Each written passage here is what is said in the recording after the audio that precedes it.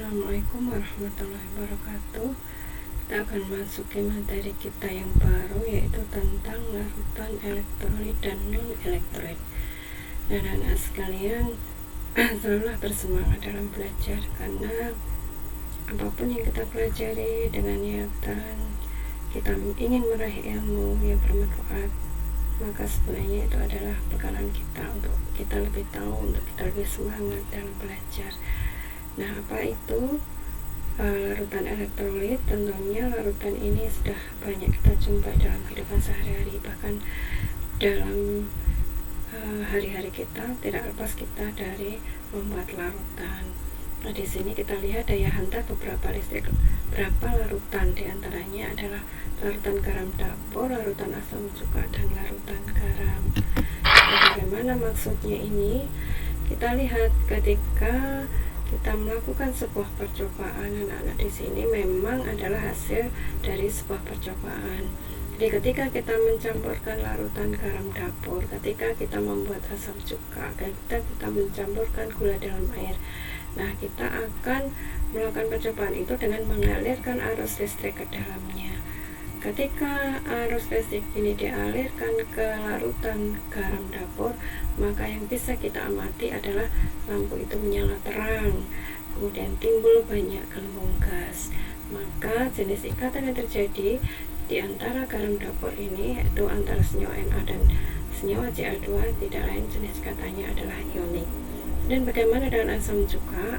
Ketika diadakan percobaan dan mengalirkan arus listrik ke asam cuka, maka lampu tidak menyala tetapi ada gelembung gas. Ini menunjukkan bahwa ikatan yang terjadi adalah ikatan kovalen polar, dan asam cuka ini termasuk elektrolit lemah. Dan bagaimana dengan larutan gula? Ketika dia diberi arus listrik, maka di sana tidak akan ada nyala lampu dan tidak ada gelembung. Maka larutan gula ini dinamakan larutan kovalen non-polar, atau dikatakan larutan non-elektrolit.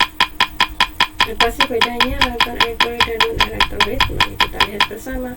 Di sini larutan elektrolit adalah larutan yang bisa menghantar arus listrik. Kemudian karena dia bisa menghantar arus listrik, maka sebenarnya proses itu tidak lain adalah adanya proses ionisasi, di mana senyawa larutan elektrolit ini terion menjadi kation dan anion yang bisa menghantar arus. Jadi karena dia terionisasi kuat, maka dia bisa menyalakan lampu.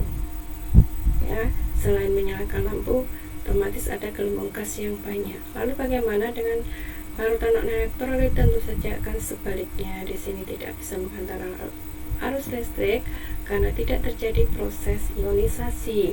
Jadi lampu tidak menyala dan tidak ada gelembung gas.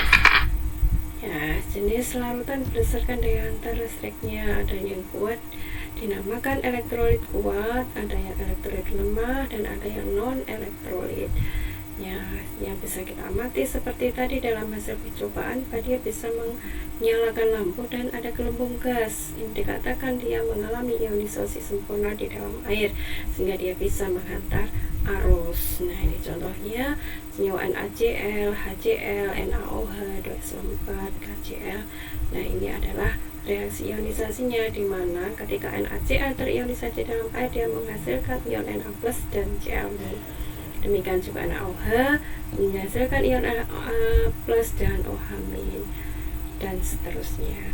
Lalu bagaimana dengan elektrolit lemah? Dia bisa menghantarkan arus listrik, hanya dia mengalami ionisasi sebagian sehingga nyala lampu yang ditimbulkannya redup dan terjadi atau ada gelembung gas. Contohnya asam cuka dan asam-asam lemah yang lainnya. Tetap dia mengalami proses ionisasi menjadi kation dan anion. Nah, untuk senyawa non-elektrolit, dia tidak mengalami reaksi ionisasi di dalam air, artinya dia tidak bisa menghantar arus listrik. Jadi secara fisik ketika dalam percobaan dia tidak bisa menyalakan lampu dan tidak ada gelembung gas di sana. Jadi contohnya adalah larutan gula, ada kemudian larutan urea, ya, alkohol, ya, diantaranya adalah karena memang tidak bisa menghantarkan arus sehingga dia tidak mengalami reaksi ionisasi.